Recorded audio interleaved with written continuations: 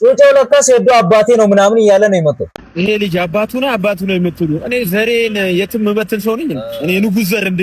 ሰሞኑን እንግዲህ አንድ ህፃን ልጅ ቲክቶክ ላይ መጥቶ ሴዶ ማርሻል አርት አባቴ ነው እኔን ወልዶ ጥሎኛልና ከሴዶ ጋር አገናኙኝ እያለ ቪዲዮ እየሰራ ነበር።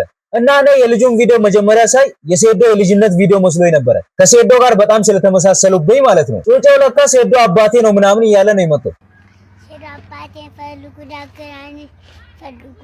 ደግሞ ይመሳሰላል። ይው እንደምታውቁት ይህ ልጅ ሴዶ አባቴን አገናኙኝ እኔ መብያ የለኝም እና መብያ ስለሌለ አረ ይመሳሰላሉ ወገን። እኔ አባቴን ብቻ ማግኘት ነው የምፈልገው። መብያ ቢኖረኝ የበላው አሳያችሁ ነበር። እኔን ለማብላት የምትፈልጉ በአካውንቴ አስገብታችሁ ማየት ትችላላችሁ እያለ ነው። ለማና ነው እንዴ? በደንብ እዩትና እንግዲህ ያለውን አቅም መቼም ልነግራችሁ አልችልም። በቀጣይ ቪዲዮ ደግሞ ቤተሰቦቹ ጋር ያለበትን ኑሮ አሳያችኋለሁ። አድርሱለት። የምር ግን በደንብ ያቸው አይመሳሰሉም ከሴዶ ጋር። እና እኔ ነገሩ ግራ ግብት ቢለኝ አንተ ሴዶ እኛ ለስንት ነገር ስንጠብቅ ለኤምኤምኤ ፋይቱ ስንጠብቅ ልጅ ወልደ መጣል ጀመርክ ወይ ብዬ ጠየቅኩት። እና ልጁ የኔ አይደለም ብለህ መካደም አትችልም፣ ምክንያቱም ልጁ ራሱ ቁርጥ አንተን ነው የሚመስለው ምናምን ብዬ ጠየቅኩት። ሴዶ ደግሞ መልስ ሰጥቷል።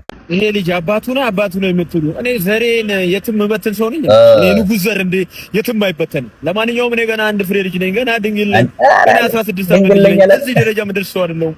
ግን ችግር የለው ይሄ ቪዲዮ 1 ሚሊዮን ላይክ ካገኘ በ3 ቀን ውስጥ እኔ ለልጁ 100,000 ብር ሰጠዋለሁ። አልሰጥም አትልም? በ3 ቀን ውስጥ 1 ሚሊዮን ላይክ በ3 ቀን 1 ሚሊዮን ከየት ይመጣል? 100,000 ብር ሰጠዋለሁ ማለት ነው።